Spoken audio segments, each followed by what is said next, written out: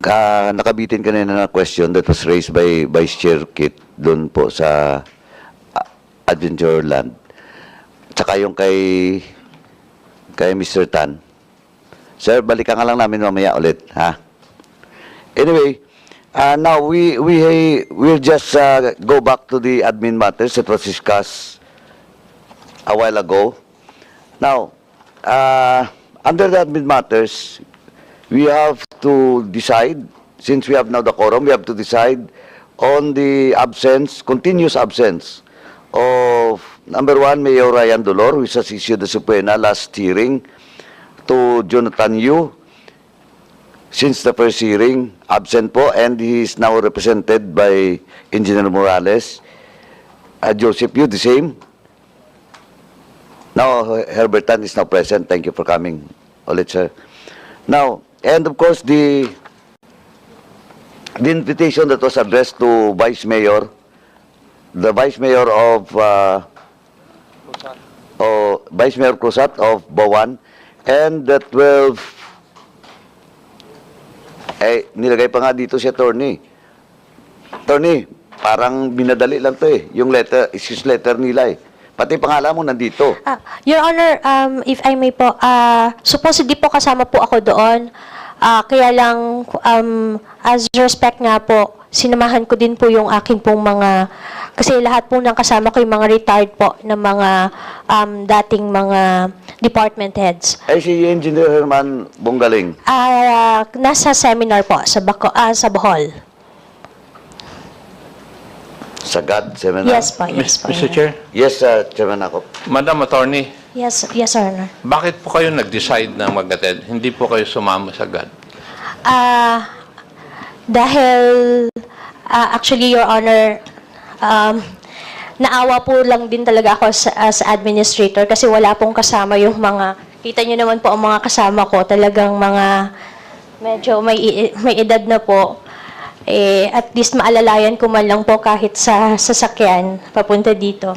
And you're trying to tell this committee na yung inyong Vice Mayor, your councilors and the other officers who attended the GAD, wala po silang malasakit sa mga kasama nyo ngayon? Ay, hindi naman po, Your Honor. Yun po yung sinabi ninyo Hindi naman Kaya po. ako tinanong ko anong dahilan po ninyo bakit kayo nandito, hindi po kayo nandun sa GAD. Sabi nyo, kayo po yung nagmamalasakit. Kinukuha ko lang yung tanong ko dun sa statement po ninyo.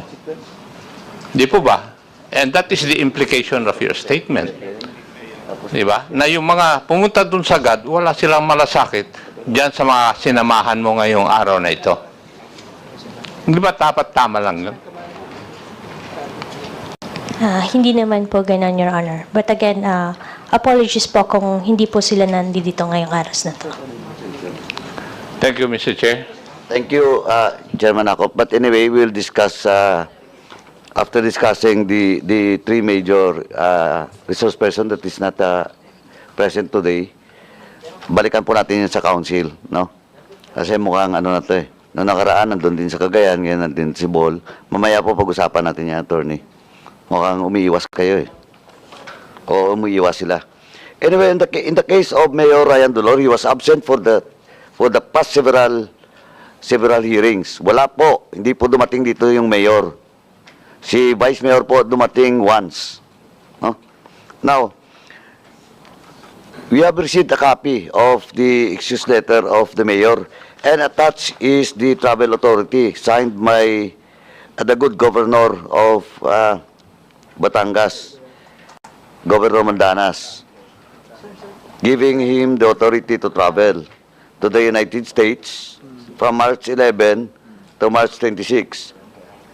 Ito lang po yung just for the record, ito lang po yung medyo pagtataka. Kasi supposedly the first scheduled hearing that was postponed was March 11. At na-release, lahat ng invitation was March 5. No? Lahat ng invitation was released during supposedly the first hearing was March 11. And all the invitation was released March 5. Pero humingi siya ng travel authority March 11 to 26. Yes, admin, do you want to say something? Your Honor, Actually po, yung travel authority is just an extension of his previous travel authority issued by the good governor.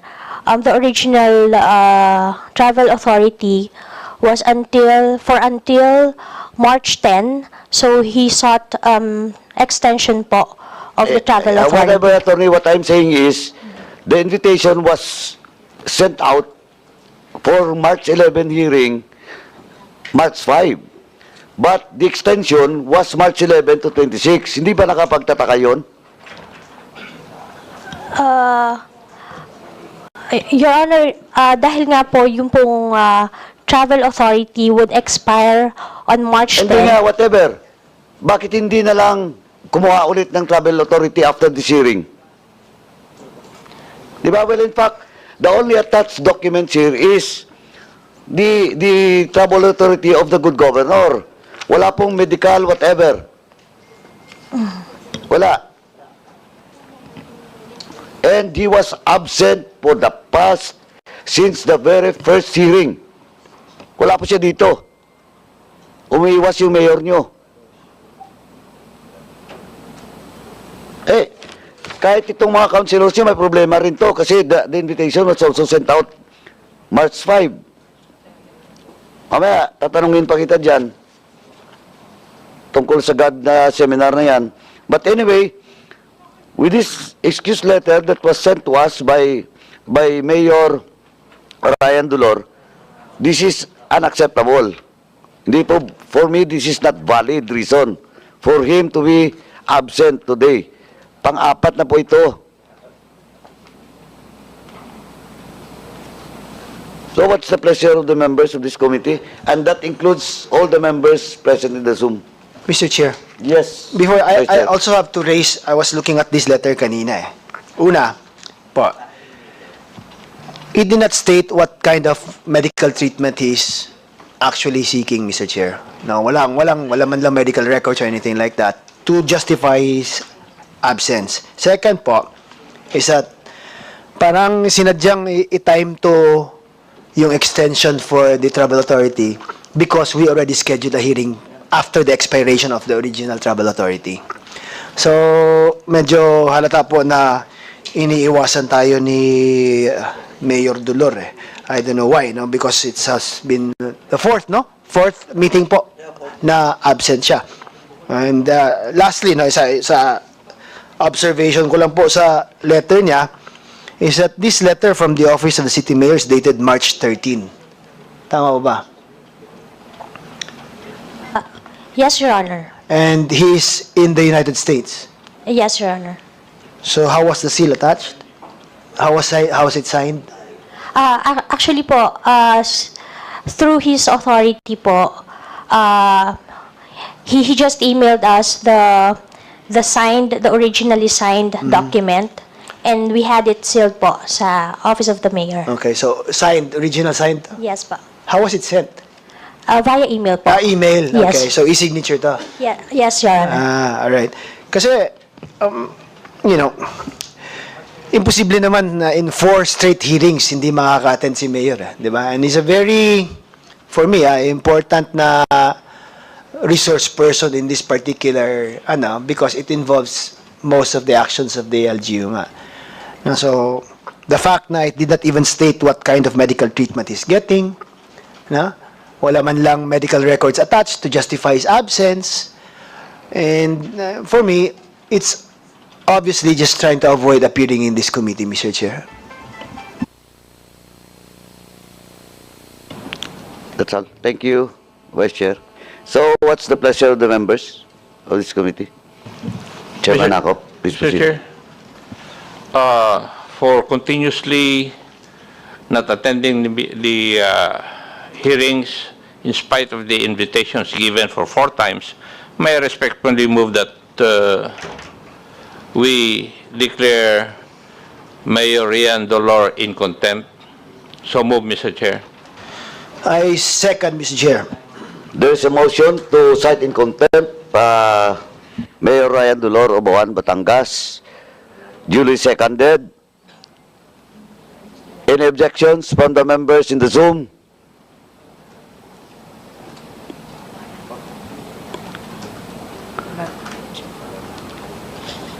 Nobody objects? No objections. No objections. Hearing no objections, the motion is carried. Mayor Ryan Doloro Bawan, Batangas is cited in contempt for violation for not attending the continuous absence of this in this hearing.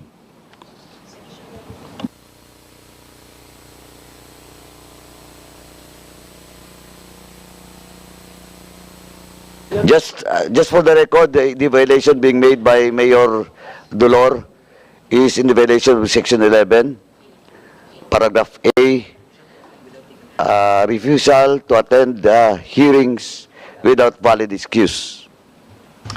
Thank you. Yes, Mr. Chair, I move that he be detained in the premises of the House of Representatives, Mr. Chair. For a period of... Oh, until this committee hearing is terminated, Mr. Chair, or until he appears. there's a motion to detain Mayor Doloro Bawan, Batangas in the premises of the House of Representatives until this investigation is being terminated. Duly seconded. Any objections from the members in the Zoom? Comsec, please check if somebody objected. We're checking now. There's no objections. The motion is carried. Mayor Doloro Bawan, Batangas will be detained in the House premises until this hearing is terminated. Thank you. Now, we'd just like to remind admin, attorney, please Yes, sir. advise your client, advise your mayor that he has all the right for an appeal. By Yes, Your Honor. tomorrow, you can send your appeal. Yes, Your Honor. Thank you. Thank you. Let's proceed with, in the case of Mr. Joseph Yu and Mr. Jonathan Yu. In the case of Jonathan Yu, he's also consistently absent for the past 4 hearings, and he was issued a subpoena last hearing. And same as with Mr. Joseph Yu, and he's now being represented by Engineer Morales. Do you want to say something, Engineer? Please proceed. Your Honor, three hearings lang po sila. Na-miss po nila yung 3 hearings. Three hearings pa lang po. Bakit nakadalo ba sila once? Dito? This is now the 4th hearings. Yung first hearing po, hindi po kami nabigyan ng letter. You were not invited. Oh, yes po. But you were issued the Siokos order in the 2nd hearing. Wala po. Hindi pa po kami nag-ano ng show cause. Hindi, mayroon po. Because we follow the protocol of this committee. We issue the Siokos, then we issue the subpoena. Ang pagkakaalam ko po, wala po kaming na-receive na show cause order pag yung tungkol kay Sir Joseph. Ikaw siguro wala. Silang dalawa, ba't Wala nandito ka? rin po. Ang pagkakaalam ko po, wala rin Ayun ang silang- pagkakaalam mo. But on record, mayroon po kaming record na nag-issue po kami ng Siokos, then subpoena. Wala Hindi daw. mo rin alam na nag-issue kami ng subpoena? Subpoena po, parang meron po. Pero yung show cause po, ang wala po. Hindi. Comsec, please confirm if indeed we issue the Siokos. We already issued the show cause order for Mr. Yu.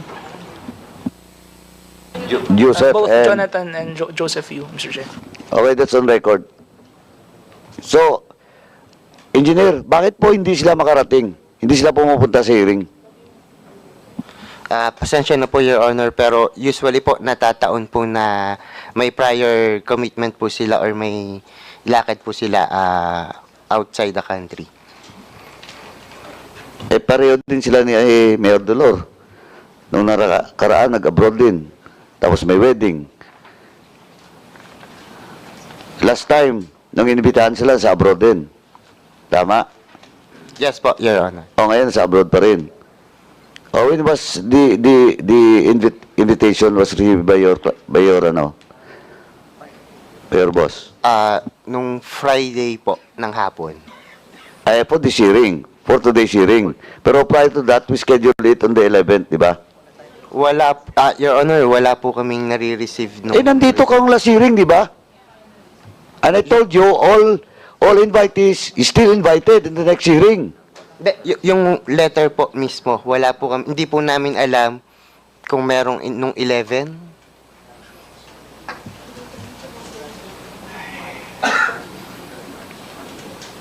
Ito po yung record, February 5, 2025. Joseph Yu was issued the show cause. Same as with Jonathan Yu. Ito po yung record namin. Anyway, so travel abroad pa rin. Yes po, Your Honor. Business. Yes po, Your Honor. Siguro po, hindi ko po... Mr. Chair, Yes, Chairman ako. I noticed that the excuse of Mayor Dolores is his travel abroad, together with Mr. Joseph Yu and Mr. Jordan Yu.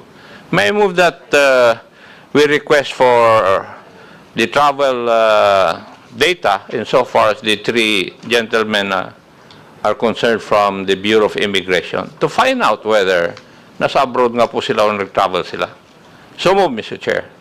There's a motion to require Bureau of Immigration to submit to this committee the travel data or records of Mr. Jonathan Yu, Joseph Yu, and Mayor Dolor. Second, Mr. Chair. Duly seconded. Any objections? The chair is none. The motion is carried. COMSEC, please communicate with BID for that documents.